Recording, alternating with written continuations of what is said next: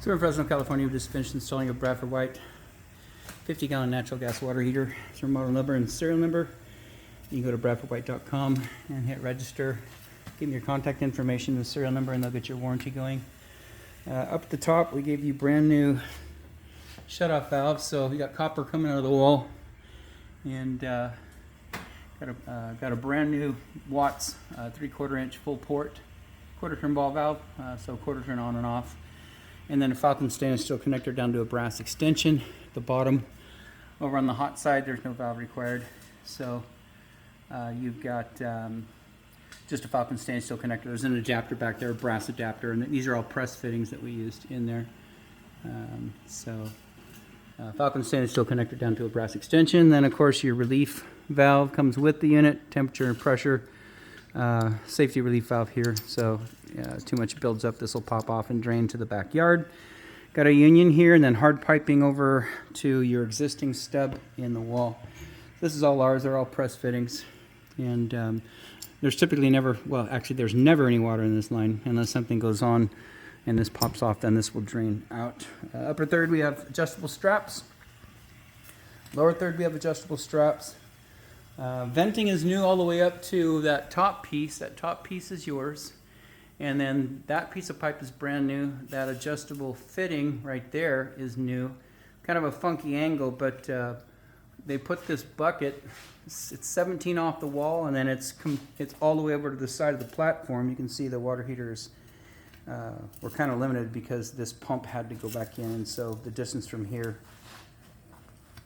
to here needed to be exact, so we put that back together, which left the water heater pretty close to the center of the stand, but that you can see it's a little crooked.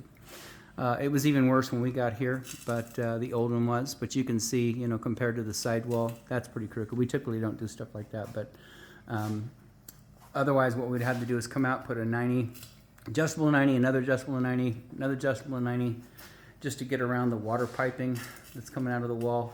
And you would have had multiple connections there. So this is fine. I mean, it doesn't look great, but this is what it looked like when we got here. And like I say, we typically we've never installed one like that, but that's the best way to get it back up to that existing ceiling bucket, which is yours. And then that's all single wall pipe, brand new. Down here, this is all your equipment.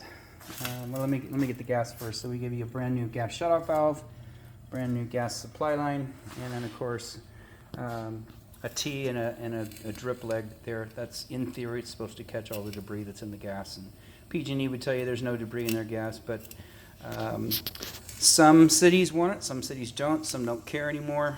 But we put it in just in the event you get an inspector that wants to see the drip leg, it's in, and so that's good. This is your pump. All this is yours.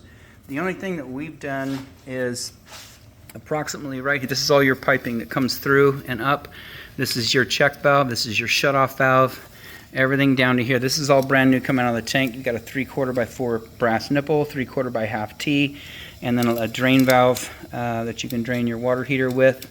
So the only thing that we've got in here off the top of this brass T, we've got a 1/2 inch press fitting to adapt to the copper, and then over here we've got a 1/2 inch press coupling that ties the copper pipe where we cut it. It ties it back into existing. So we just cut this U-shaped out from here to here, pulled it off, and then we pressed it back together with press fittings, so that's good. Pump is turned back on. It's on the on position, or not timer. You can't really set the clock on it anyways, even if you wanted to use the timer, because it's pointing directly at this cabinet. That's running, that's not ours. So all of that, the shutoff valve, the little T, the air gap T, whatever that's for, the pump, all of this, that little bracket right there, the copper bracket supporting it, that's all yours. And so it's lit. We have it set to approximately 120 degrees. And we got something going on. I'll figure out what that is in a minute, but we have it set to 120. Oh, I know what it was. We ran water out of this and it sprayed the bucket and sprayed up on the controller. Thought we had a leak there. I'm not sure where that would come from, but anyways, so hot. This is approximately 120 degrees, A130, B140, C150, very hot 160. At B140, you got 3rd-degree burns, 3 seconds. We recommend leaving it hot. If you're having trouble in the home with a brand new water heater, it's going to send you the hot water. It's going to send you 120-degree water. No question about that. So if you have trouble at like a shower faucet, a master shower, or a tub shower combination, you're getting a different temperature there. You could have a problem with a cartridge in there, but I would not come up here and start turning this temperature up. So anyways, that's just a little side note. Anyways, about 30-45 minutes, you'll have hot water. Outside of that, this installation is done.